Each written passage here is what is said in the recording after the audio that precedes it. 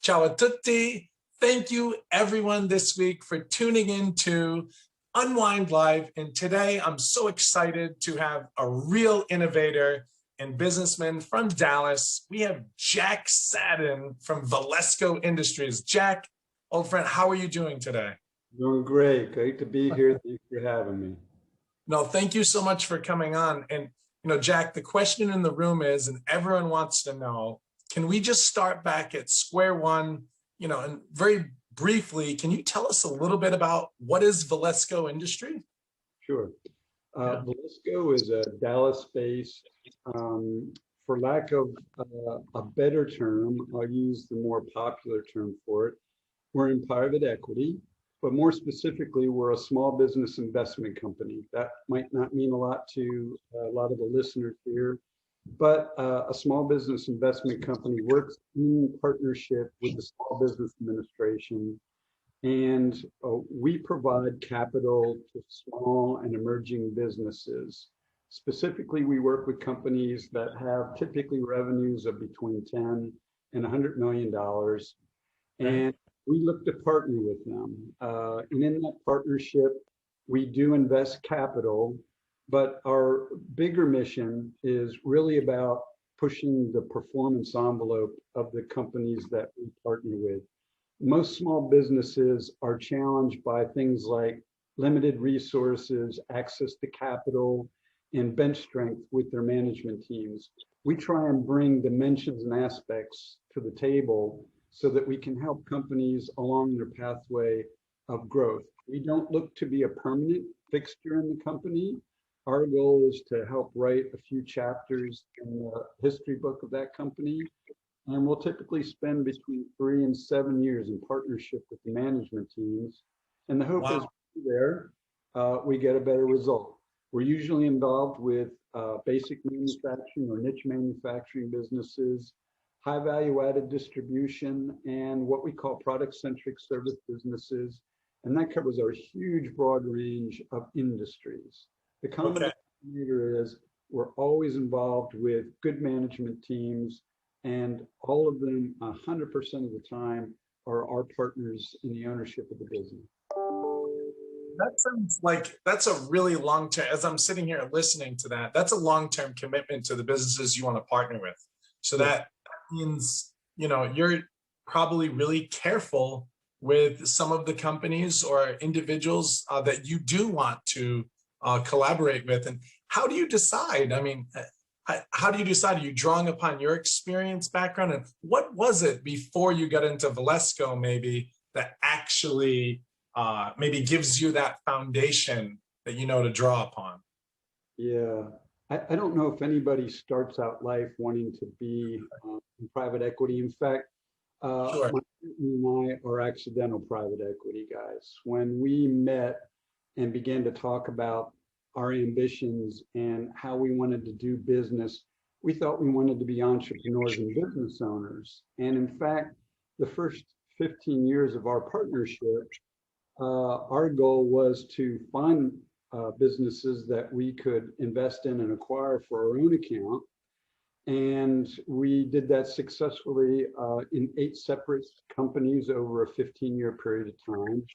And we did that with our own capital, along with partners that we brought in as co-investors with us. And again, revisiting that mission, our whole goal was, again, to be entrepreneurs and work with management teams to make better businesses out of the companies that we thought already were good, but we wanted to push them better. So if you think of it in a scale of 1 to 10, our absolute goal was to find a company that was about a 7.5 on a scale of 1 to 10, make our investment, become partners, and push the envelope so that we can move towards that score of 10. And as I mentioned, we did that for 15 years on our own, and people became interested in what we were doing, wanted to partner with us, and that led to our raising our first fund 10 years ago. We're now in subsequent funds. We're investing out of those funds now. And in fact, big news for us is we'll be out raising a new fund later this year or early in 2022. Okay. Wow. Uh, So now your question was, so what's the career path to do that? And how do you know what to invest in? So the career path was directionally, I wouldn't tell you I knew where we were going to go, but okay. the vision always was to be a business owner operator. As far as the things that we do invest in, that came about as a result of really a lot of years of trying different things. We didn't start out with the perfect plan. We found it along the way. If I were going to draw any parallels at all, we've always looked to invest in value companies. These would be established, relatively mature businesses, but still lots of room for growth. Okay. And so when we look at companies, we'll look at Roger, we'll look at 1,000 businesses this year. We'll invest in maybe 4. So Wow. the discipline of reviewing opportunities, making choices, is very dynamic, quite nuanced, and we do it with a team. We're 15 people on the team. That's what I was just about to ask. Pardon my intrusion. I was just about to ask, with 1,000 companies to sift through, I mean, that must require a large team. And I've met some of the members of your team, and you have built a very dynamic team that is, like you said, way more than just about dollars and cents and driving investment. Uh, Definitively a group of individuals that care about others. That's one of the things that always has impressed me with your company, and it's blatantly obvious. Working in hospitality and having come across millions of people in my life, one of the things I've learned is you get to read people really quickly, very quickly, and that was something that's always was paramount. I could see that right away. And that's a testament to you, your partner, and the types of individuals that you choose to have be a part of your team. So I gotta tip my cap to you on that, Jack. So Yeah, we've been really fortunate. It's a very diverse team. Diversity, backgrounds, perspectives, points of views, opinions, across cultures, gender. Um, Usually in our industry, it's male dominated. Uh, one of our managing partners, one of my partners is female, very, very unusual for that to happen. Half of our team is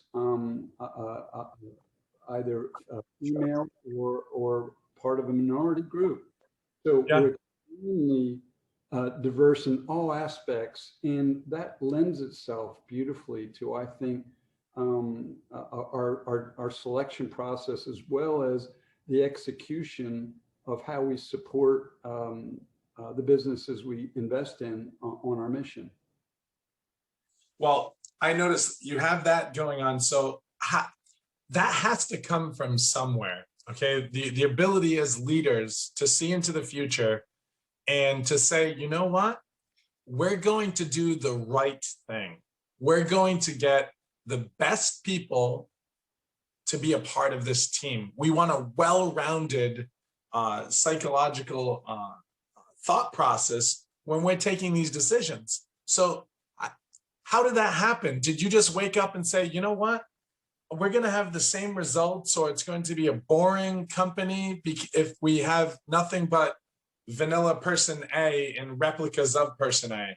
Was it a mentor in your life that maybe helped you figure this out? Was it a revelation one day? Is it your own personal set? I mean, I'm intrigued, and I think a lot of people really would want to understand that because it can provide a roadmap to others.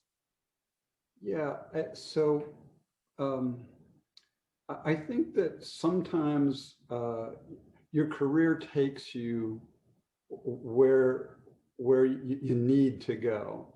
And I think that for us at Valesco, when Bud and I first partnered up, we had a notion about what we wanted to be 5 and 10 years beyond our initial getting together. And so some of it was just good fortune. And the other part of it is what I'd call an unconscious desire to be best. And if that unconscious desire is always cooking in the background, you're making selections that are optimum. And by the way, we've made our mistakes along the way. The key to it, and everybody's going to make mistakes. It's what's going to happen. The key to it is not to make it a habit. And so we work really, really hard not to make mistakes and failure a habit, which unconsciously drives you towards optimal decision making. And that's not accidental. That becomes a habit by putting in good process and procedure and staying with it, and then revisiting what that process and procedure is and what that best in class measure looks like. And you always have to measure and monitor it and make those tweaks along the way.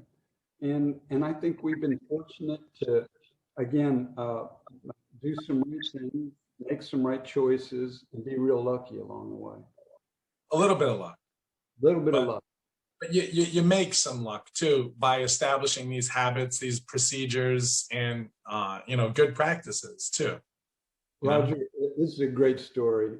In our shop, we measure everything, and we were all sitting around one day trying to figure out, well, how much of what we do is about how we invest versus how we operate versus how we exit versus just plain old good luck. And we figured out a way to reduce it down to an algorithm so that we could measure it.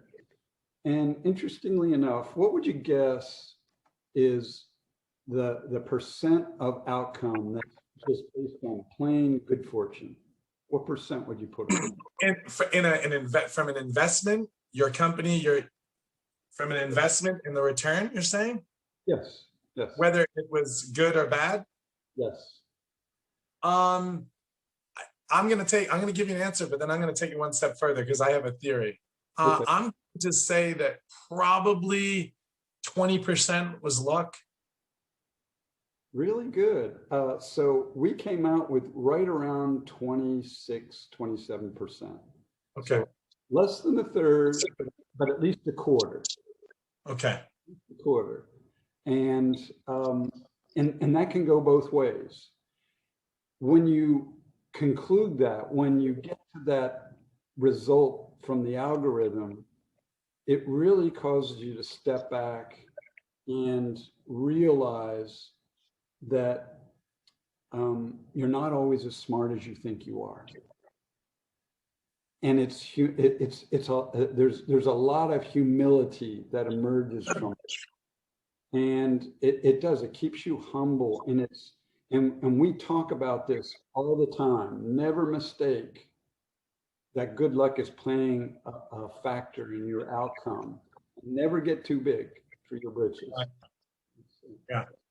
Amazing outcome. I mean, I think that, a lot of times I think human emotion can help play. And, I think human emotions, personalities, and I think just general positivity creates so much in the world.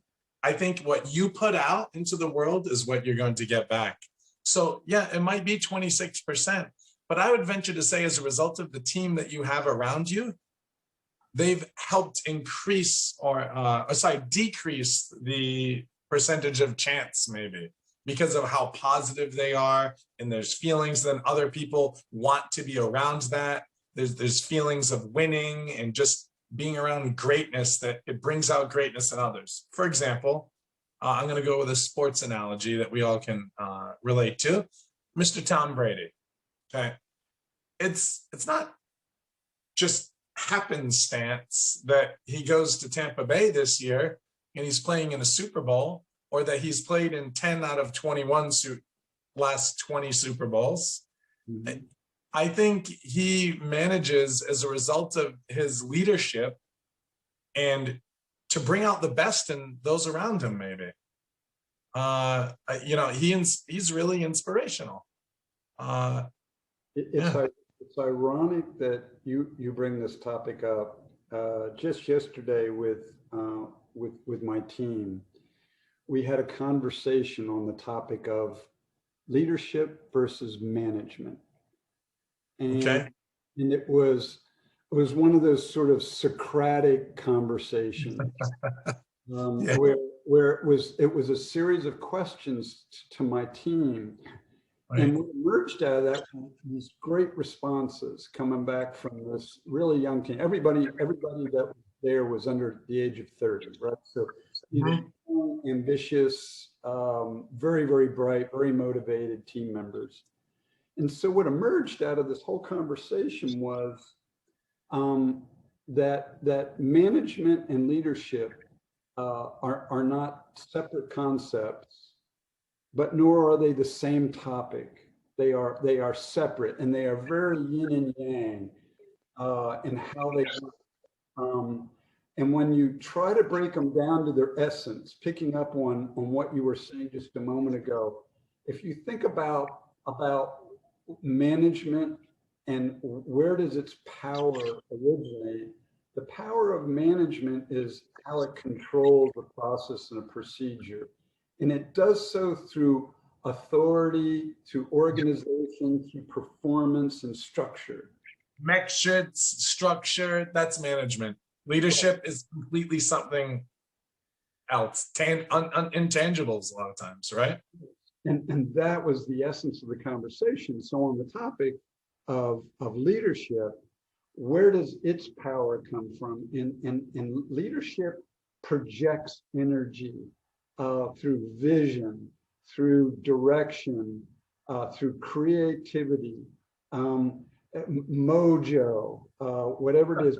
But standing behind it, there is significant awareness, there is drive, there is determination, and it's all of those human activities that generate power. And whenever people come in the presence of a person or a circumstance or an organization that is projecting energy, it's like a magnet. It draws them in and they want to follow it. And that's the essence of leadership. It does have to go hand in hand with management, because if you're going to lead people, you have to be able to manage them. But Mhm. but that power is significant. That energy is a game changer or the difference. And I think you picked a great example.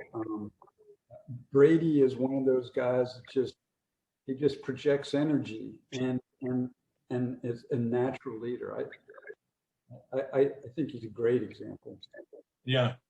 Well, with all that being said, I know, Jack, you're really involved in so many different organizations. And I'm thinking of leaders and how much you give back, to all these organizations you're a part of.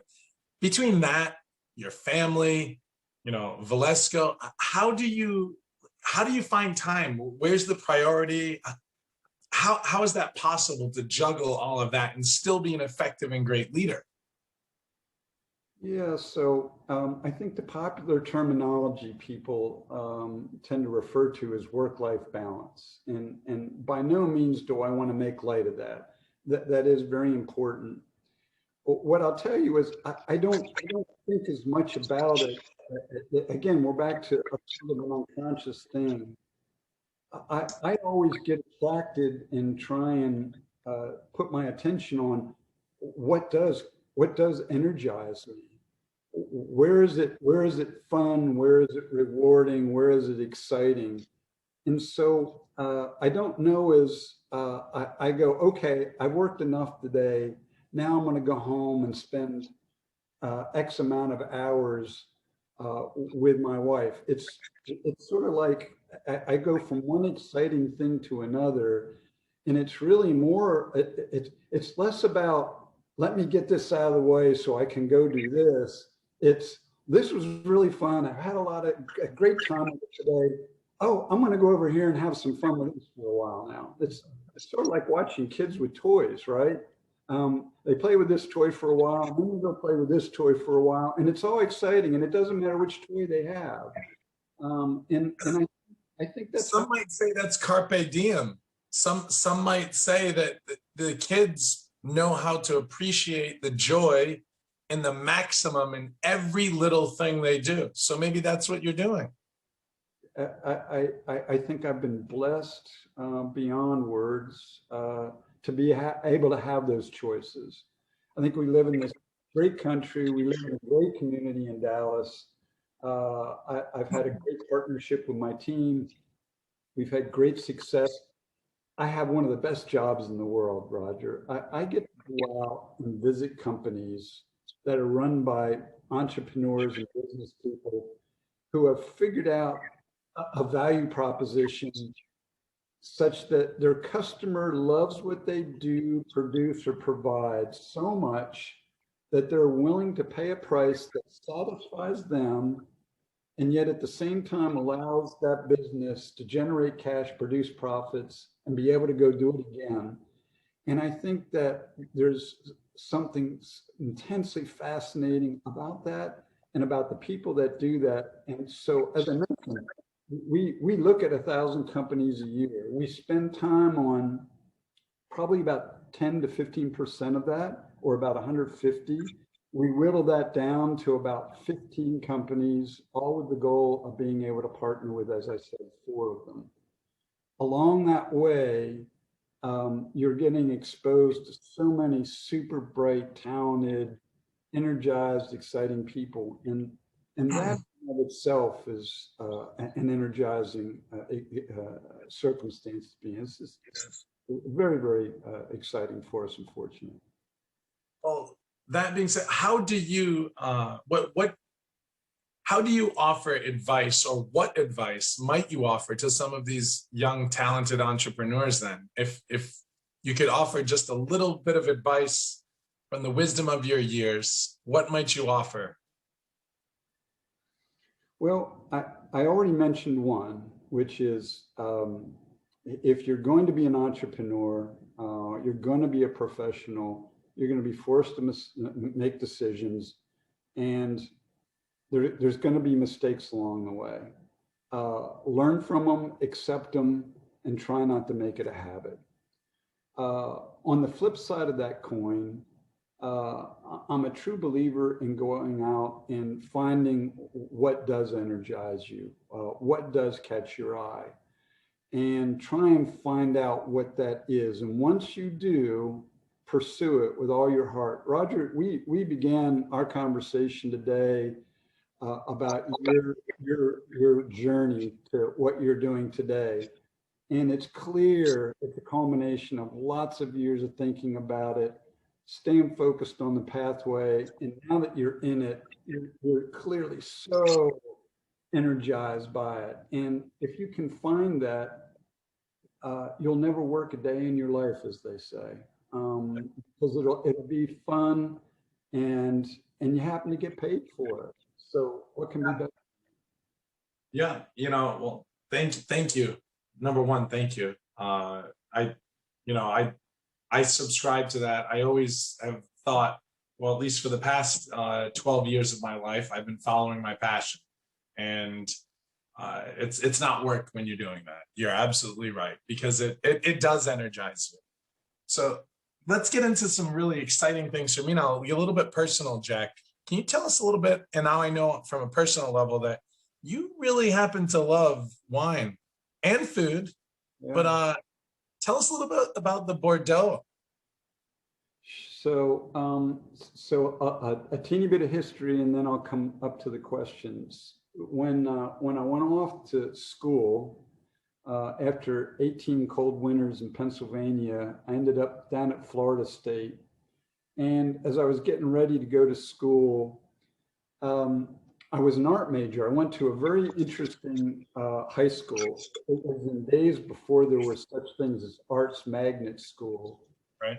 But within the school, we had two university professor level instructors that created the art curriculum for the school I went to.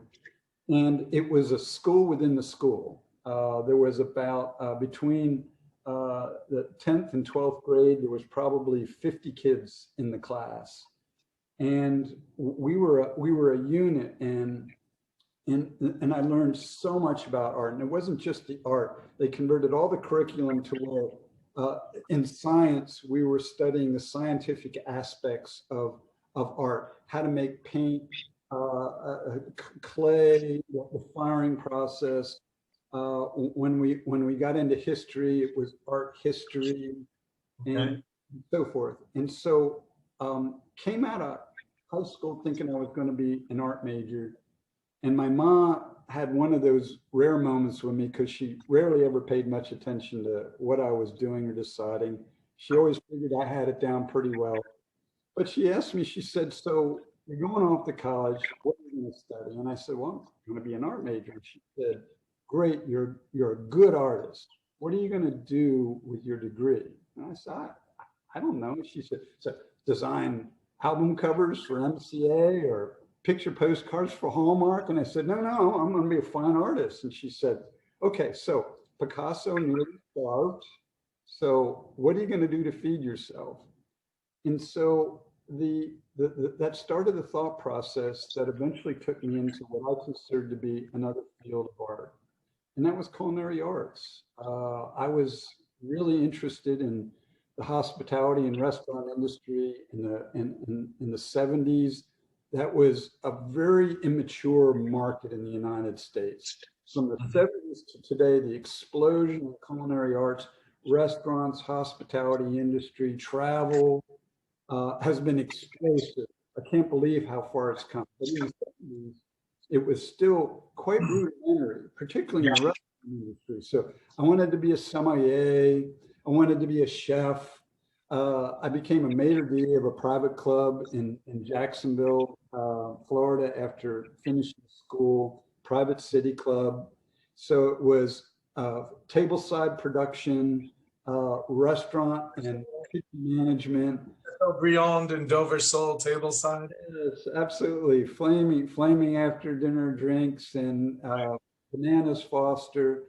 And then of course I was the wine steward for the club. And I had it in mind I was going to be on a full lifelong career of it.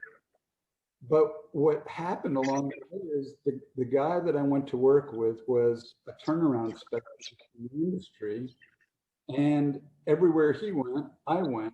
And so we were going to newly acquired clubs for the company we were working for.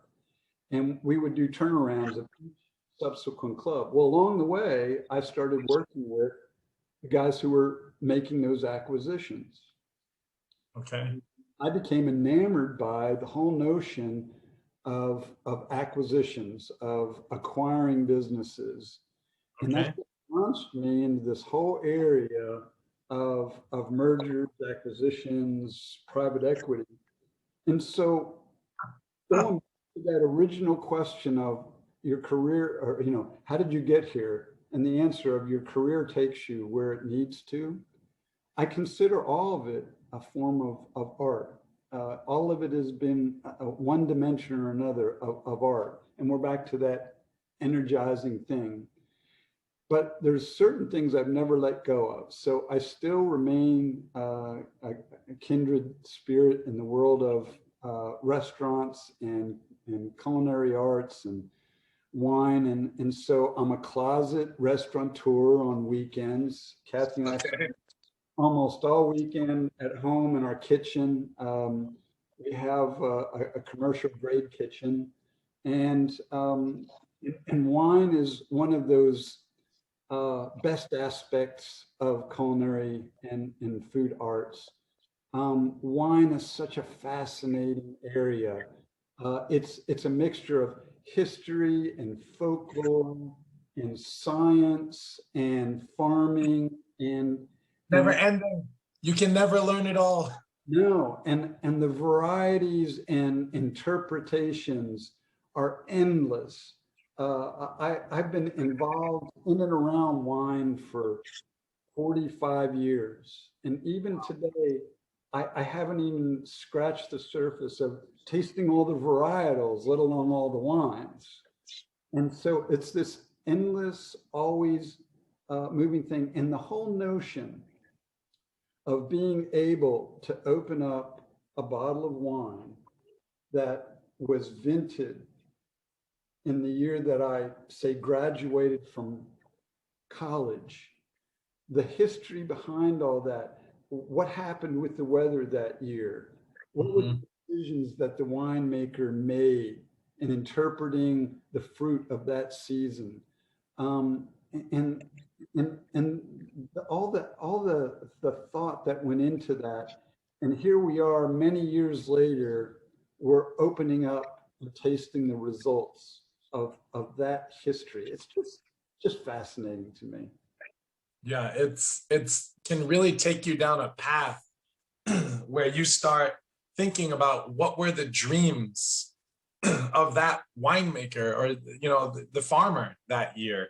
He had a certain dream and of the bringing the best wine he could, given all of the obstacles in his way as a result of weather and for the year. And then he had this dream. Everything he did he pick on this day? Did he pick a week later? Did he pick early? Did he vinify it? How did he vinify it? Did he extract it? Did he do pump overs, 5 a day or 2 a day? How long do you age it in oak? I mean, on and on. What types of yeasts are we using? And then all of these decisions boil down to this beautiful bottle that is then packed up in a box and shipped millions of miles all around the world.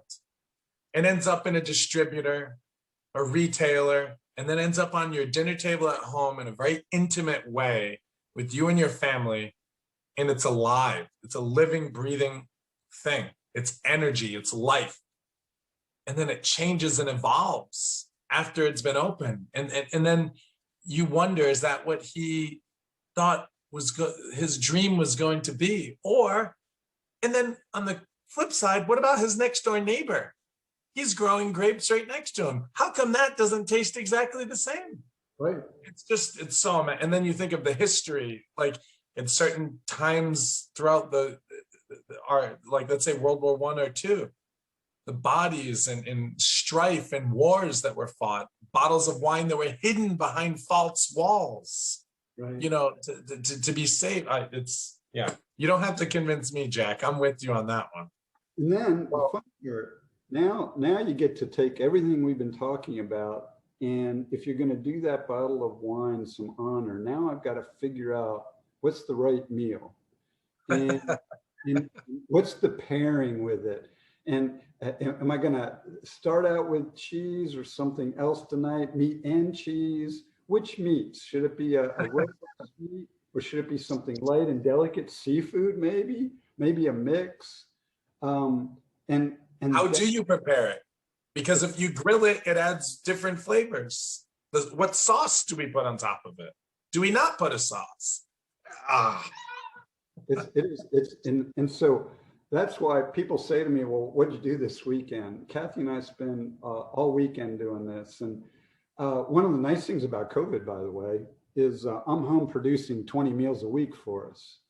And so that's very fun for me. So lunch today, lunch was microgreens and a modified Waldorf. I did Gala apples with walnuts and gorgonzola cheese, a little duca on top, just to give it a kind of a Mediterranean flair, with an herb-infused olive oil and a balsamic reduction. And with that, we did chilled pork tenderloins. We'd already grilled them in sage, and then chilled them. So we sliced them tornado style today and served them, and that was lunch. And so I get to do that for lunch here. So just for dinner. Huh? What's for dinner? I'm drooling. There, I'm literally a spontaneous Kathy. So here's where Kathy and I are different. Kathy plans a meal. She gets a recipe and she follows the recipe, and always a great meal. She's a superb cook. I, on the other hand, am much more spontaneous. I taste the recipe in my head, and I go for production. And in fact, usually what I'll do is I'll go to the market and I'll pick whatever looks best for the day. It might be Berkshire pork chops today. It might be plank smoked salmon. It might be where the shard looks really great. So I'm going to take the shard and I'm going to take it home, clean it, strip it down, stick it in a pan, grill it with a little butter, and then do a nice omelet out of that with a little cheese, right? Whatever looks good, the recipe emerges from whatever the market has to offer for me. Well, I like that style. That's very much a slow food, local kind of movement. You dictate what the earth and what Mother Nature gives you. What's local, what's best. Well, you've given me energy today as well, and I seriously want to thank you for sharing, part of your life, but also giving us some insight into what it takes to really excel in life as a human too. More, not just in business, but as a human. So you're a great guy, and thank you for sharing with us today, Jack. Is there anything else you want to share, or any other announcements you have? Well, thank you for inviting me. This was exciting for me. I'm very excited for the launch of your new initiative. I think it's great.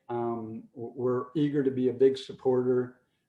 So let us know if we can help you at any time, and whatever it is. If you need us to grab a gun and man a post, we'll do it for you. Thank you so much, Jack, for your time today. And people, how do people get involved or follow your company finally? Yeah, so it's Valesco Industries, Okay. Valesco Industries. And we're easy to find. There are very few Valescos in the world.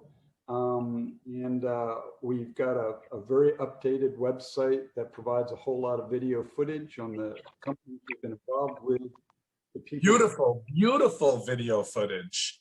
Thank you. The way you tailor your business, your mottos and your philosophies as a business around everyone else's businesses to help tell that story. It's an amazing thing.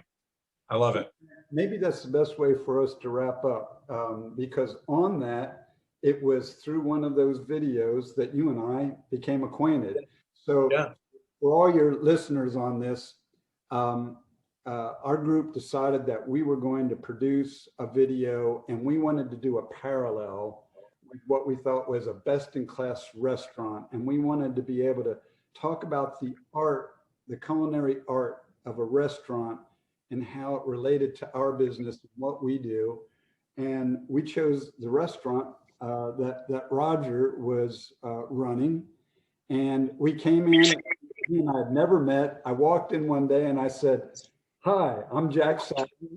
And Roger looked at me with great suspicion because he was getting set up for dinner, and he said, "How can I help you?" And I said, "I want to make a video." And the blank look on his, that was the least expected answer of all.